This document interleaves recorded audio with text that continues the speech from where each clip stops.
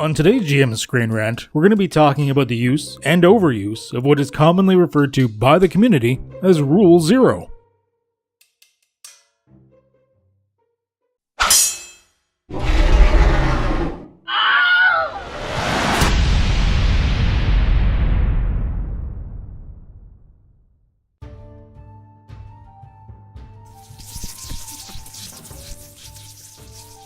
To start, first we need to define what Rule Zero really is. As usual, when I say GM, or Game Master, I'm also referring to any other title a system may give the person running the game: Dungeon Master, Storyteller, Game Leader, etc.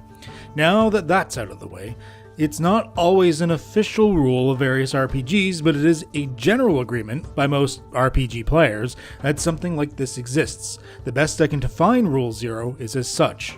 It is the fact that the GM has full creative control over the world, NPCs, and other entities. The GM also has creative license to adjust the rules or outcome of roles to better suit the flow of the game and his particular gaming group. If you look online at the various online communities for RPGs, Reddit, you'll find this to be quite the controversial topic. So let's talk a little more about the different camps of thought, and finally I'll give my own thoughts on the subject, which of course are undeniably the best opinions in the history of everything. The first group believes that Rule Zero should only be used in the most extreme of circumstances, and in fact probably shouldn't be used much at all. That this is a game with preset rules, preset campaign ideas, and that for a sense of fairness to the players, the GM should try and stick as close to the raw, or rules as written, and when making dice rolls they should never be changed. Let the dice lay where they may, so to speak. The reason the first group believes this is because of the G in the RPG. Without predefined rules and actual random chance that comes with unmodified dice rolls, many of the players on this side believe it is less of a proper game and more of a storytelling scenario where you're just at the whims and fancies of the GM, which actually restrict how much impact you as the player feel that you have on the story. The second group believes that it's still a perfectly fine game, as long as the GMs make sure in the end the players have fun. No matter what the rules or facets of the setting are changed, no matter what dice are changed or modified, there's still enough of a fun chance factor to make it a game, but it allows the GM to have a real creative control, like a free artist allowed to paint whatever he wants on his canvas. Many players on this side believe that this is what separates a good tabletop RPG from something like a video game or a board game. The human interaction and ability to really adapt to what the players of the group really want. As you can see, both mindsets have their merits. So here's where some of the issues lay. When it comes to Rule Zero, especially with newer GMs or ones that are in a bit of a creative rut, there tends to be issues with the abuse of Rule Zero, which is why so many people are against it. It's rare you'll find a player that hasn't had an issue with a past bad GM that hasn't abused his creative powers. This is especially true for GMs that haven't broken from that "it's me versus you" mindset. This often plagues newer GMs more, since if you're more of an experienced GM that still has this mindset, you probably won't have any players willing to play with you anymore. These types of GMs abuse their creative control to, quote-unquote, win the game, forgetting entirely that the only real way for a GM to win is to make sure he runs a successful game where all the players have fun and create a good few memories, maybe some laughs.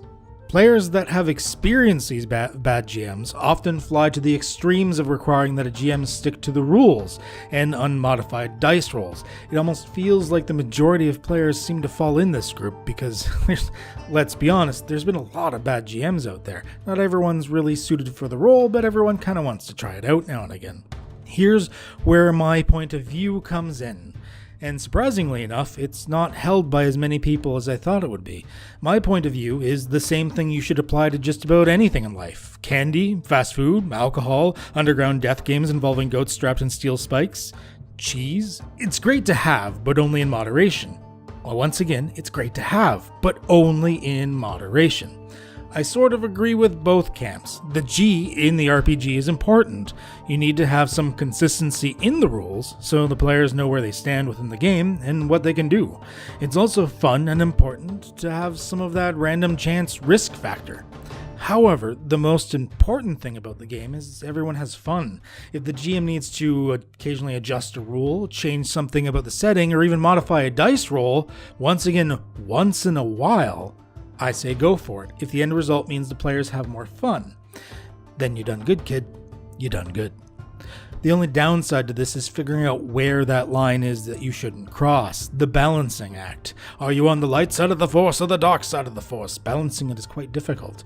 This can only really come with experience and time. So my suggestion is start out your GMing style adhering a little more strictly to the rules, but every once in a while test the waters a little. Modify dice roll, just here or there, just to see how it impacts gameplay. Ask the players if maybe a slight rule change on a certain skill or feat or whatever would be favorable to them a little more than what's normally there. Not necessarily for making them more powerful, but just for getting rid of things that may be annoying in the system.